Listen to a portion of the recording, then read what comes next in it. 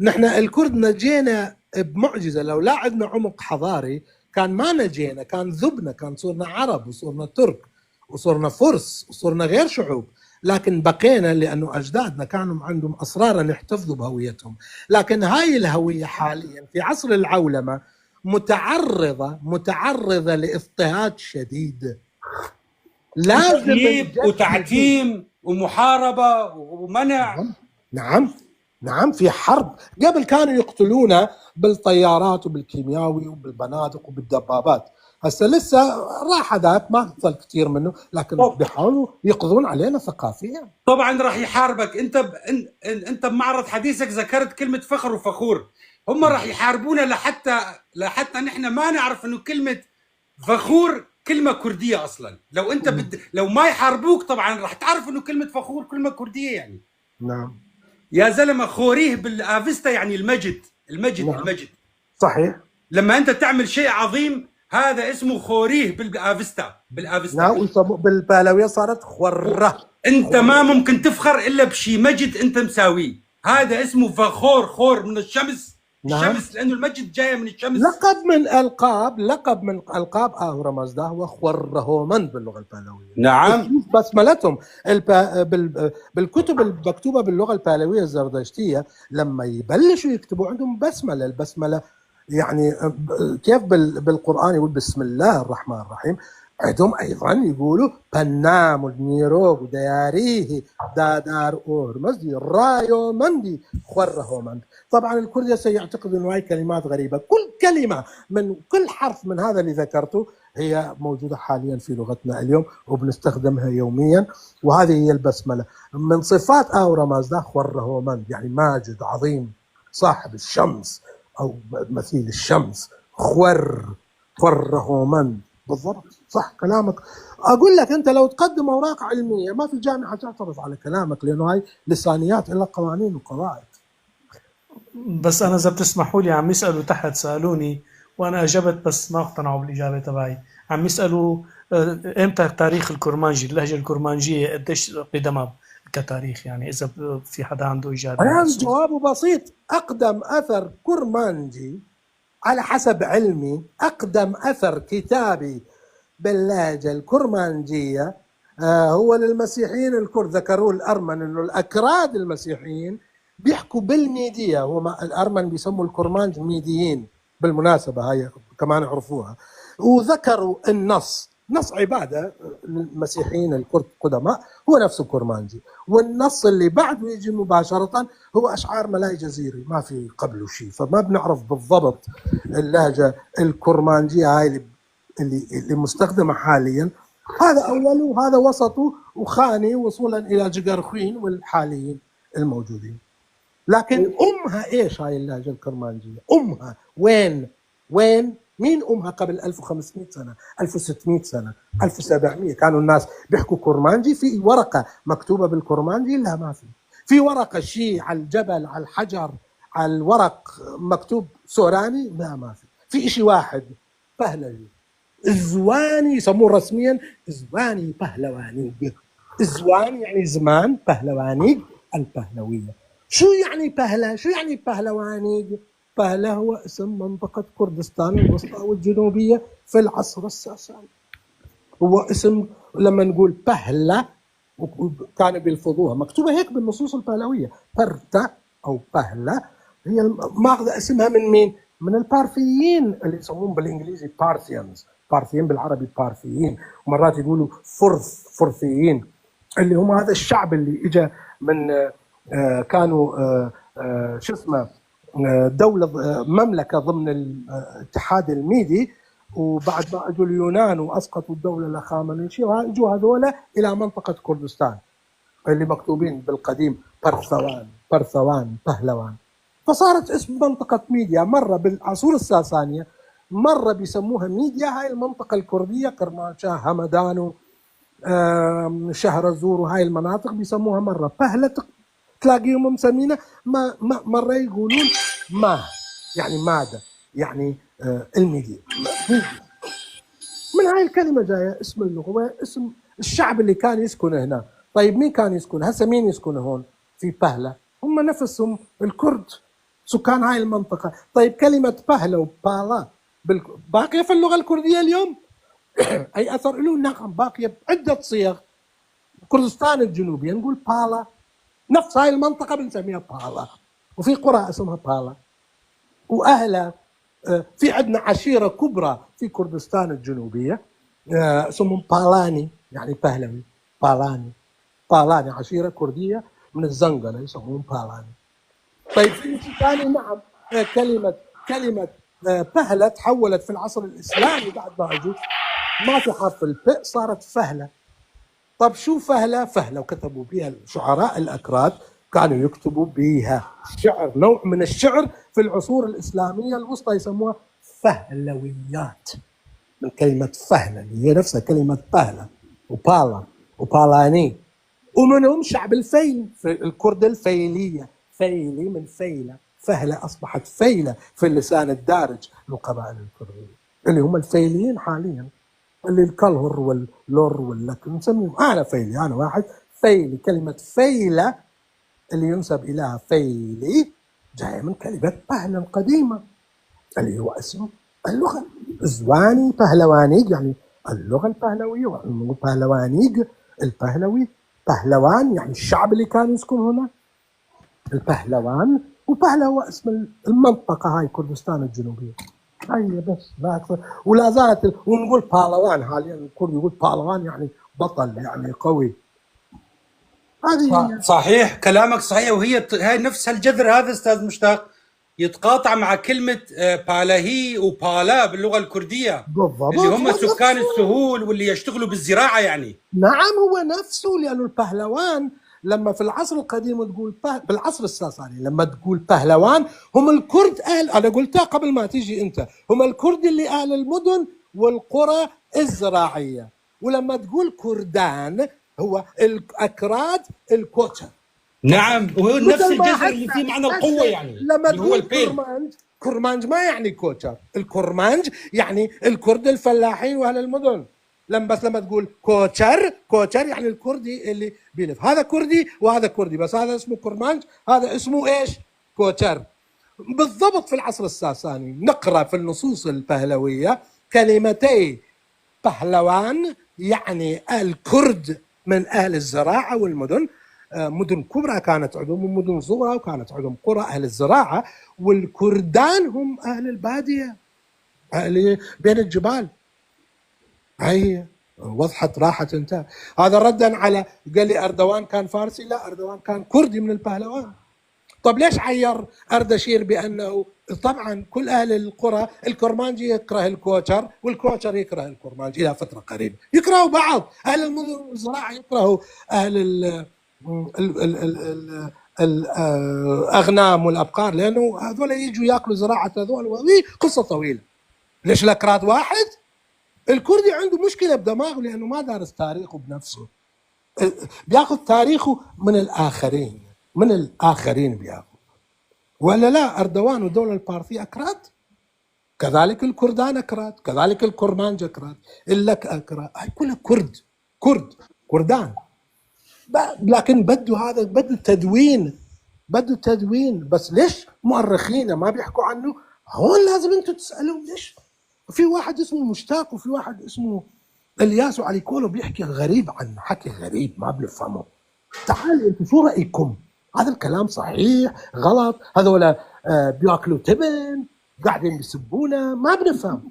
اسألوهم، اسألوا الأكاديميين. أنت يا كردي، طب معقولة أنت يا كردي ما تعرف أكاديمي كردي؟ واحد كردي من هالكثيرين اللي بينشروا هالكتب تبعونهم، اسألوهم هذا كلام صحيح غلط؟ قاعدين بيضحكوا علينا بيتسلوا فينا ولا شو القصة؟ من أكثر من 25 سنة أنا قرأت كتاب المستشرق الروسي فلاديمير مينورسكي عم يذكر فيه أنه أقرب لهجة كردية إلى اللغة الميدية هي لهجة الكرمانج أو اللهجة الكرمانجية. صح، لأنه في الميدية اللي هي زي الآفستا وزي الآريائية في صيغة مثلا المذكر والمؤنث. كل الكرد ما عندهم مذكر ومؤنث، إلا الكرمانجية فيها المذكر والمؤنث. وفي الميدية الكردية القديمة موجود المذكر والمؤنث. هذا أبسط مثل. صح.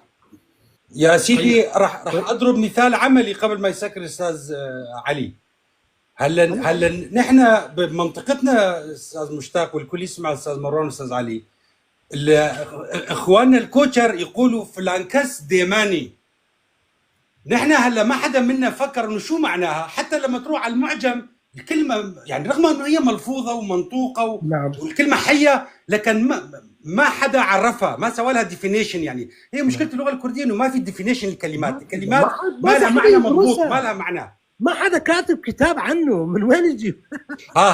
يعني انا ما قدرت افهم بالضبط شو معنى هالكلمه هاي، اعملها ديفينيشن يعني ضبط، يعني ارجعها لمعناها الاصلي الا من خلال رجوع الباليو والافستا. هلا بالافستا والبالويه ديم يعني هو الشيء المنزلي الاليف اللي انت تربيه المدجن يعني. نعم. اللي هي صارت دخلت الانجليزيه صارت تيم. اكرادنا الكوتشر اللي هم يعتبروا بدو الاكراد يعني يقولوا فلانكس ديماني يعني حضري اللي هو حضري. صاحب المنزل يعني. مثل العرب احنا عندنا حضر وبدو، يعجبكم يا كرد ما يعجبكم طخوا راسكم بأدخل يا سيدي. والكلمه دخلت العربيه يقولوا دامنا ودامكم، يعني بيتنا وبيتكم يعني. نعم صح. لاحظ صح. دام، لانه دام باللغه البالويه دام بالالف يعني الحيوانات اللي بتربيها وهاي يسموه دام مجموع. واكثر من هيك صارت بالانجليزيه دوميستيك يعني محلي يعني. نعم. دام داري يسموه. بو شو يعني بالكرديه؟ بو مش يعني رائحه؟ بو يا نحن بنقول الكرمانج بيقولوا بهن بين، هي بو. احنا بكردستان الجنوبيه نقول بو. طيب ستان يعني شو ستان؟ يعني ارض، يعني بلاد. ايه. طيب لو جمعنا مكان. بو وستان ايش يعني؟ بستان موطن الرائحه. موطن الرائحه. طيب كلمه بستان العربيه تعني الحديقه اللي هي.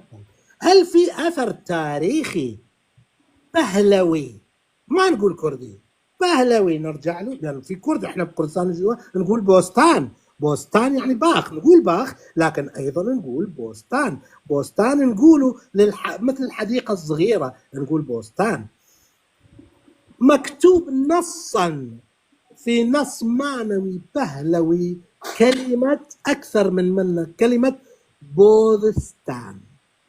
بوذ في اللغه البالويه تعني البو يعني الرائحه. بو ستان نفس المعنى بالكردي، بوذستان والرعش. يحكي عن هذا ماني لما راح عند واحد من الملوك وحكى معه وتناقش معه، فيذكر هذاك الملك كان هسه مسوي له بستان وعازم الناس، فيقول له اندر وهشتي كتونام بريه اواغون بوذستان. هذا واغون بوذستان، شو واغون من بوذستان؟ في الجنة اللي بتحكي عنها أندر وهشتي. أندر يعني هندر، وهشت يعني بهشت، كي يعني كي، تو يعني تو، نام يعني ناف، بري يعني دبي يعني بري. أهاد يعني هيا بحاليا، أواغون يعني أوا يعني هكذا، بوذستان بستان. شواغون من بوذستان مثل بستاني. هل في الجنة التي تتحدث عنها يوجد بستان مثل بستاني؟ هذا النص تاريخي، ورقة قديمة مهررة موجودة في متحف برلين، تقدر تطلع بالسيارة بتاكسي تاخذ وتروح تشوفها، بعطيك رقمها وتروح تقول معطوني الوثيقة رقمك كذا، تقرأ كلمة بوذستان اللي هسه العربي يقول بستان، ماخذينها منا. فبعد عن شو بنتكلم؟ هاي الكلمات موثقة. لما يجي الياس، ما أقول عن نفسي، لما يجي الياس يكتب فيها ورقة علمية لا عربي لا هندي لا اصفر. مين الكردي؟ لا اصفر. والله نحن حاليا ما نحتاج نذكر فلان وفلان، الآن نذكر المصدر مباشرة. الآن جامعة طوكيو طبعت معجم، طبعت قاموس آفيستا، ويمكن قراءته وهو متوفر على الإنترنت مجانا. أعطيك مثال بسيط. الآن إذا أنا أردت أن أثبت أن كلمة مساحة كلمة كردية، هل سأقول فلان وفلان؟ لا، سأعود إلى الآفيستا مباشرة. مساء في الآفيستا يعني سايز، يعني حجم مساء. ولذلك نحن في الكردية، وأؤيدها في الكردية الحديثة أيضا، احنا في الكردية الحديثة نقول فلان شيء ماسترش فلان شيء. ماستر يعني أكبر حجما. مساء بالبالوية أصبحت مه. نحن نقول ماستر يعني مساء اللي هي الحجم المساحة يعني مساء. مشان هيك بالكردية نقول فلان شيء ماسترش فلان شيء يعني أكبر. نعم. هذا الكردي الفلاح الكرمانجي ولا الكوتشري بيحكي، الكراد بيضحكوا عليه بيقول هذا شو ماستر. هذا هو طلع اصله من كتاب ديني الامه قبل 4000 سنه 3000 سنه. لا ما هي المشكله يا استاذ علي كولر، هاي مشكلتنا مع الكرد قبل الاقوام الاخرى. بالضبط مع الكرد. ايه الكردي فيه هبل مع الاسف قومي وانا منهم، لكن يابا احنا بنجيب لك اياه. لما الياس بيقول افيستا، هذا الافيستا كتاب موجود مخطوط مطبوع، تقدر ترجع له ويرجع له العالم من جامعه هارفارد. الان اذا حصل تنازع بيننا وبين الاخوه العرب على كلمه بنيه وبناء، نحن نقدر نرجعه لمصدر عمره 4000 سنه، هم ما يقدروا يرجعوا له مصدر عمره 1000 سنه بس. مثلا اعطيك مثال، كلمه بنيه احنا نقول بان يعني المبنى يعني بان، ونقول باني يعني عالي، ونقول بني يعني تحت. نعم. وفي الافيستا كتاب قاموس افيستا المطبوع في جامعه طوكيو، بناء يعني قاعده، بناء هسه بنقول، مش هسه بنقول بن، ما بعرف احنا بكردستان الجنوبيه الاصل الشيء القعر البناء نقول بن. نعم بن. نقول بن. طيب معناها بنى ويبني وبناء وبنيه بعد شو يعني بعد شو بدك يعني ما بعرف. جنج، وكلمه كنز العربيه ماخوذه من كلمه جنج في اللغه البهلويه يعني، وفي الكرديه احنا نقول جنجينا، احنا هسه نقول جنج ومنها مدينه جنجه، كلمه كرديه بهلويه افستائيه اصيله قديمه في التاريخ عمرها آلاف السنين. خزينه جايه من كلمه خز. في عائله عندكم مشهوره بدمشق خزنوي من كلمه خزنا باللغه البهلويه. خز، تعرف ايش هو الخز باللغه البهلويه؟ شو؟ فرو. والفرو مو بدمشق، هن بمنطقه الجزيره اعتقد مثلا يعني. مشتاق اعتقد انه هو فرو الحرير اعتقد. نعم فرو الحيوانات. خز وقز هي فرو الحرير يمكن. نعم بالضبط، هو الفرو، ومنها جايه دوده الخز. نعم دوده الخز، والشعب الخزار خز، وبالكرديه نقول خز للفرو. نعم صحيح، والله انا قراتها بالبالويه وكنت ناسي معناها، انت ذكرتني فيها بصراحه. احنا لحد الان بنقول للفرو خز في كردستان الجنوبيه، خز.